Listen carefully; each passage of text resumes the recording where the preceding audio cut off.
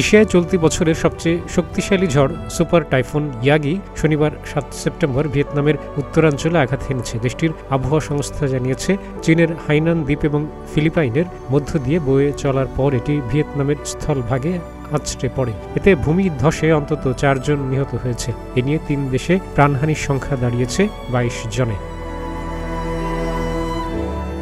Yagi ভিয়েতনামের কাছে আসার সঙ্গে সঙ্গে বাতাসের গতিবেগ প্রতি ঘন্টায় ১৬০ কিলোমিটার পৌঁছায়। উত্তরের উপকূলীয় শিল্পাঞ্চল শহর হাইফংয়ে স্থানীয় সময় দুপুরে এতে আঘাত হানে। এতে আহত হয়েছে আরও ৭৮ জন। সমুদ্রে থাকা অনেকে নিখোঁজ রয়েছে বলে জানিয়েছে দেশটির সরকার। রাষ্ট্রীয় গণমাধ্যমের বরাত দিয়ে বিবিসি জানিয়েছে, শনিবার উত্তর কোয়াং নিং প্রদেশে ৩ জন মারা গেছে। এছাড়া হ্যানয়ের কাছে হাই ডুয়ংয়ে আরেকজনের মৃত্যু হয়। এই অঞ্চলে প্রায় ৭৮ জন আহত হয়েছে বলে ধারণা করা হচ্ছে।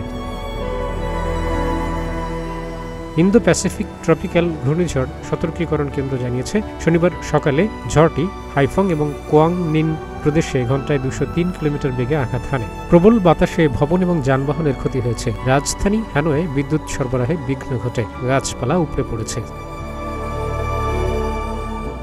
এর আগে শুক্রবার ফিলিপাইন এবং চীনের হাইনান দ্বীপে আঘাত হানে এ ঝড়। ইয়াগি চীনের হাইনান দ্বীপে ২৩৪ কিলোমিটার গতিতে আছড়ে পড়ে। কিছু শক্তি ক্ষয় হওয়ার পর আঘাত হানে ফিলিপাইনে। সর্বশেষ ভিয়েতনামে আঘাত হানল এ ঝড়টি। চীনের হাইনানে ইয়াগির আঘাতে ২ জন এবং ফিলিপাইনে ১৬ জন নিহত হয়েছে।